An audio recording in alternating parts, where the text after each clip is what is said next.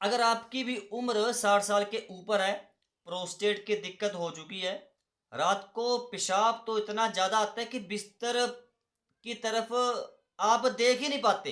पूरी रात बाथरूम में ही गुजारनी पड़ती है। तो मेरे भाई 3 तरह के ड्राई फ्रूट बताऊँगा।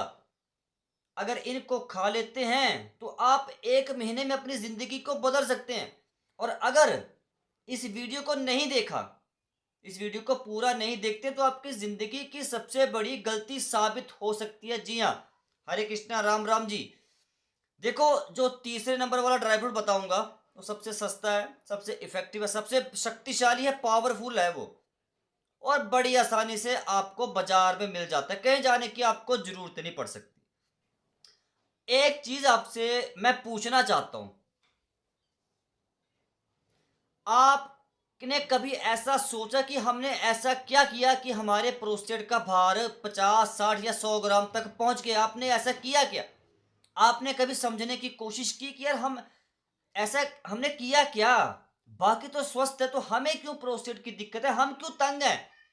जब तक आप इस चीज़ को नहीं समझेंगे बारीकी से, मैं फिर समझा रहा हूँ, हर वीडियो में समझाता हूँ, आज फिर बोल रहा हूँ कि आप प्रोस्टेट को तभी कंट्रोल में कर सकते हैं जब तक आप इसके कारण को समझो कि प्रोस्टेट हुआ क्यों। 20-25 ग्राम नॉर्मल इसका भार है, तो हमारा भार क्यों प्रोस्टेट का 50, 60 या 100 तक हो गया है? अरे इस बात को समझिए, वरिष्ठ नागरिकों, बुजुर्ग नागरिकों, इस बात को समझिए। सबसे बड़ा कारण जो जिम्मेवार माना जाता है प्रोस्टेट की बीमारी होने के लिए, वो होता है हार्मोन का इम्बैलेंस हो जाना। कौन सा हार्मोन? Dihydro testosterone, DST. उसको बैलेंस में कर लीजिए। उस हार्मोन को बैलेंस आपको करना पड़ेगा, अदरवाइज प्रॉब्लम कई गुना तक बढ़ सकती है। फिर आप क्या करेंगे बाद में? तो अब आपने सिंपल सा पहला ड्राई फ्रूट समझना है, तो तीसरे नंबर वाला होगा, बता चुका हूँ वीडियो के स्टार्टिंग में, दोबारा बोल रहा हूँ, वो सबसे सस्ता है, बाजार में आसानी से आपको मिल जाता है वो, तो बड़ा इफेक्टिव है, बड़ा शक्तिशाली है वो। लेकिन तरीका, तरीका तो समझाऊंगा, वही तो मेन है। ड्राई फ्रूट्स सालों से आप लोग खाते होंगे, कोई खजूर खा रहा है, कोई छुहारे, कोई पिस्ता, कोई काजू, बस बहुत खा लिए। Stop taking these dry fruits. अब बंद कर दीजिए ड्राई फ्रूट्स को खाना, बहुत खा लिए, बहुत आप लोगों ने सेहत बना ली, बहुत डोले शोले बना लिए, बहुत अब पहलवानी नहीं करनी अब।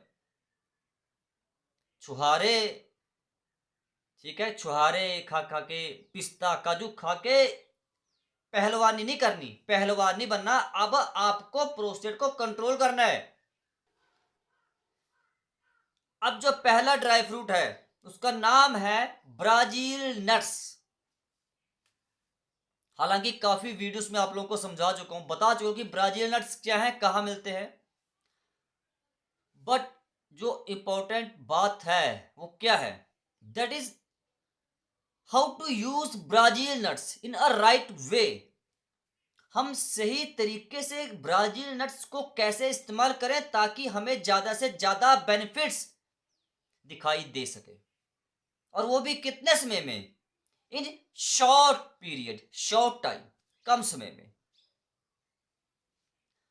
ब्राजील नट्स के अंदर भरपूर मात्रा में सेलेनियम पाया जाता है, और ये जो सेलेनियम है, गौर कीजिए मेरी अभी इसी बात पे, ये जो सेलेनियम ब्राजील नट्स के अंदर है, यही सेलेनियम आपके प्रोस्टेट के सेल्स को नेचुरली प्रोटेक्ट करने का काम करता है।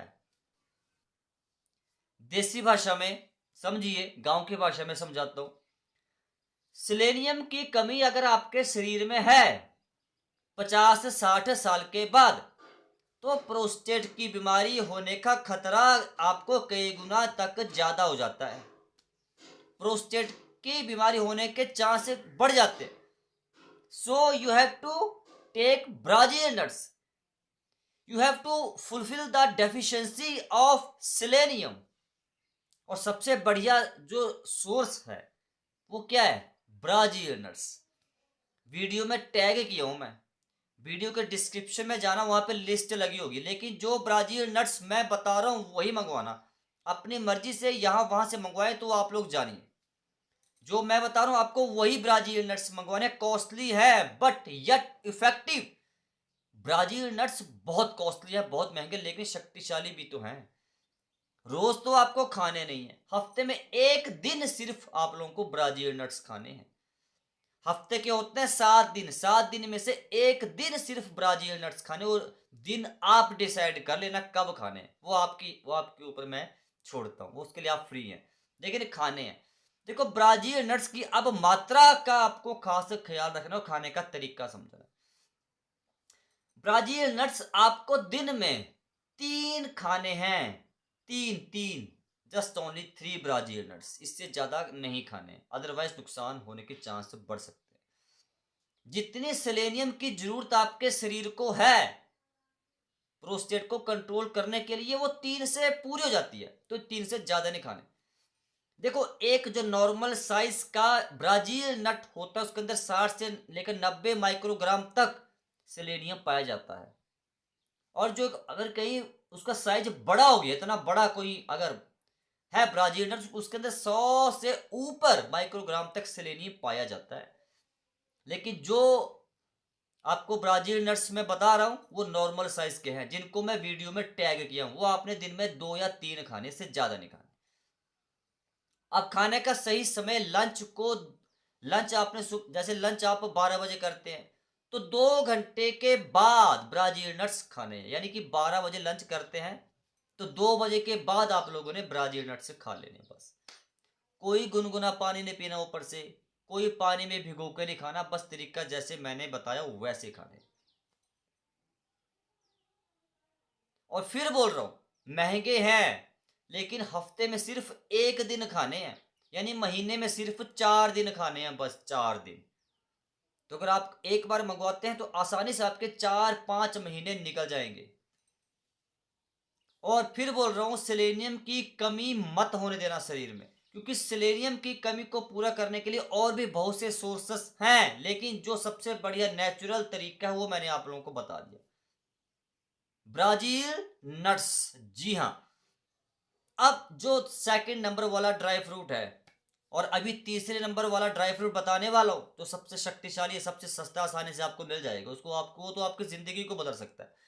दूसरे नंबर वाला ड्राई फ्रूट जो है दैट आर आलमंड्स, बादाम।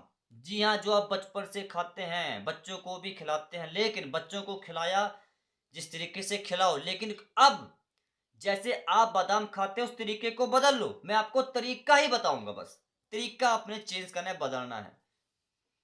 बादाम के अंदर जो विटामिन ई है और जो हेल्दी फैट्स हैं, इनकी वजह से ही तो मैं आपको प्रयोग करने की सलाह दे रहा हूं, और क्यों। देखो पहले मैं विटामिन ई के बारे में समझा दूं जो बादाम के अंदर है।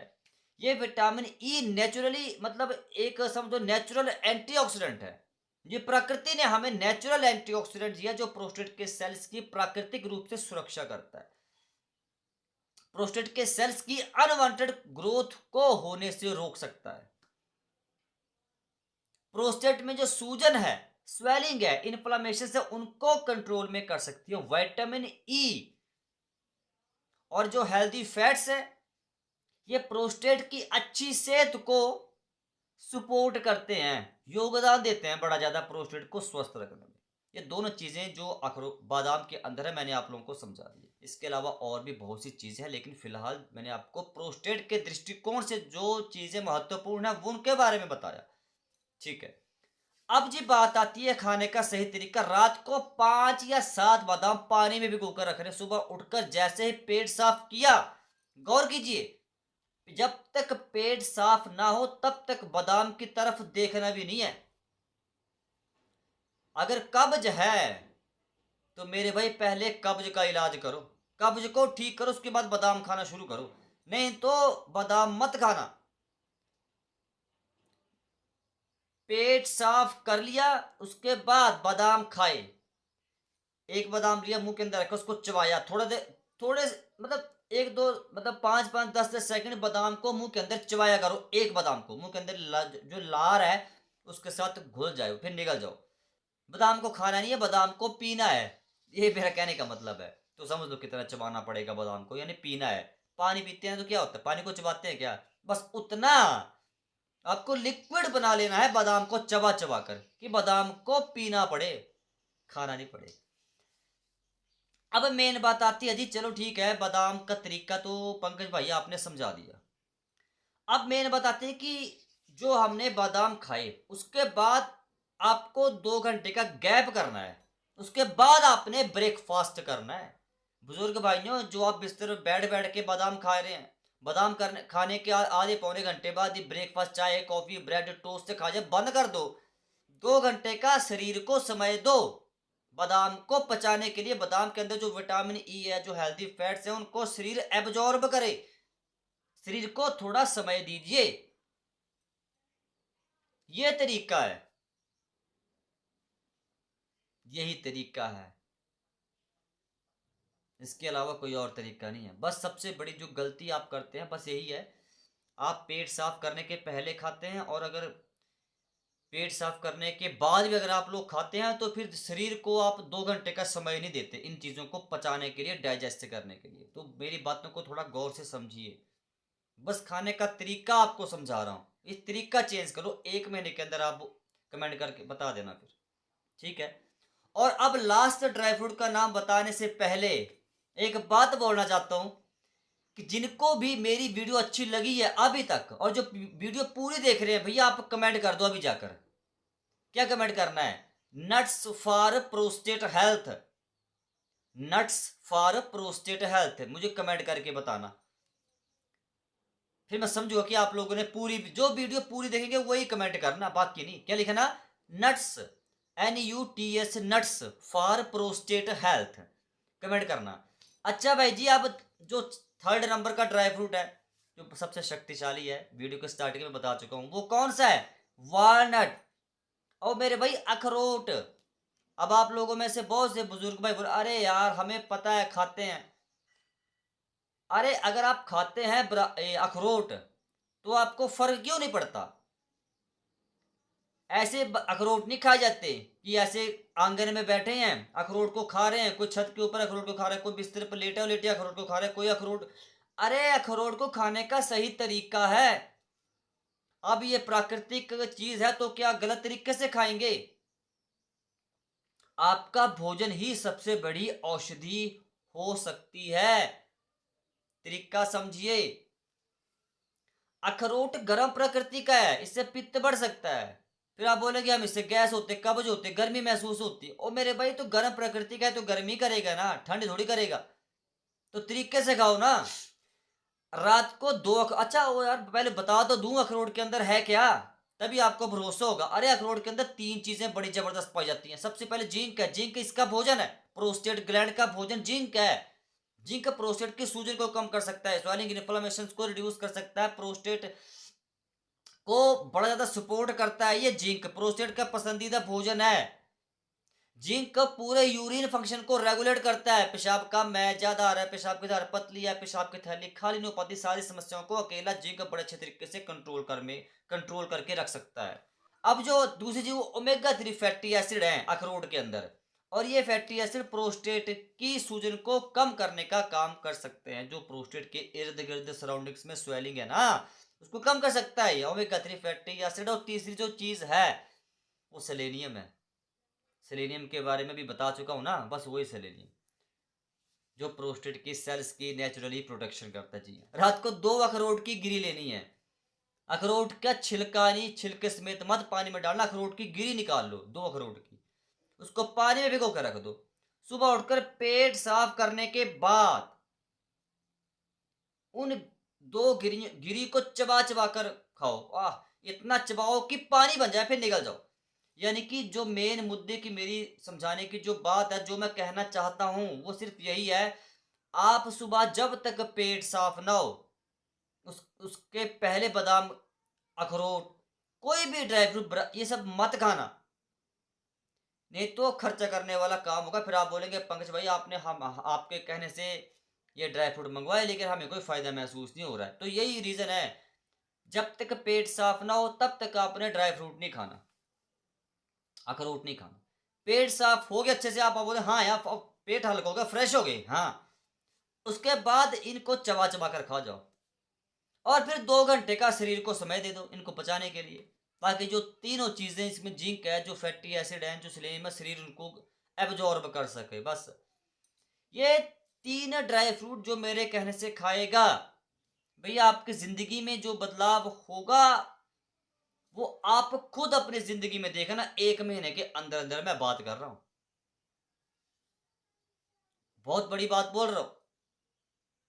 जो भी इस वीडियो को अभी तक देख रहा है, अगर उसने इसी तरीके से ये सारे ड्राई फ्रूट्स को खा लिया, तो मैं बार बार बोल रहा हूं कि आपकी जिंदगी में जितना बड़ा बदलाव होगा वो आपने उसकी कभी आपने कल्पना तक कभी की नहीं होगी। जी हाँ। और जो ज्यादा से चौथा नंबर भी एक ड्राई फ्रूट बता दूं, वो कौन सा है? वो काली किशमिश है, बीज वाली। जी हाँ, काली किशमिश के अंदर विटामिन सी है। विटामिन सी आपकी रोग प्रतिरोधक क्षमता को मजबूत करती है। फाइबर बड़ा ज्यादा है इसमें। फाइबर आपको कब्ज होने से, मतलब फाइबर आपको कब्ज से बचाता है, कब्ज होने नहीं देता। कब्ज नहीं होगी तो प्रोस्टेट के ऊपर ज्यादा दबाव नहीं पड़ेगा। अब प्रोस्टेट के ऊपर ज्यादा दबाव नहीं पड़ेगा, जो पेशाब बार बार आ रहा है उसको, उससे आपको राहत मिल सकती है। तो भैया फिलहाल जो मेरे कहने का मतलब था वही था, ड्राई फ्रूट्स को खाओ, तरीके से खा लो बस। फिर भी कंफ्यूजन है कमेंट कर देना, ठीक है? मिलता हूँ कल की वीडियो में। राम राम जी, हरे कृष्णा।